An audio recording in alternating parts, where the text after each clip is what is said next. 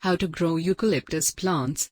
Eucalyptus is a sort of in excess of 700 types of plants having a place with the myrtle family, Myrtaceae. Eucalyptus plants are quickly developing evergreen trees and bushes local to Australia, Malaysia, and the Philippines. Eucalyptus trees can arrive at levels of up to 300 feet. Their bark is smooth to the touch and strips away without any problem. 3 types of eucalyptus plants to grow indoors. 1. Cider gum. Compact assortments of cider gum, Eucalyptus gunnii, like the silver drop cultivar, truly do well as indoor plants and can grow up to 3 feet tall and 1.5 feet wide. 2. Silver dollar eucalyptus plants, Eucalyptus cinerea, have blue-green, coin-molded passes on that make for an ideal expansion to a cut-bloom game plan. Prune them consistently to deal with their size during the growing season, the spring and mid-year months. 3. Snow-capped cider gum, alpine cider gum bushes, Eucalyptus aucheri, have blue-green, stretched, oval-formed leaves. How to grow and care for eucalyptus plants. Eucalyptus trees flourish in USDA hardiness zones 8 to 11.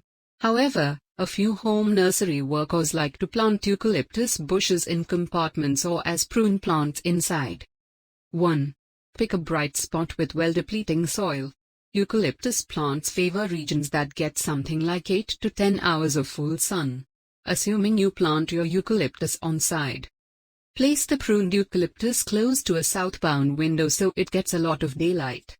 Assuming that you are planting eucalyptus in your nursery, ensure the soil depletes well.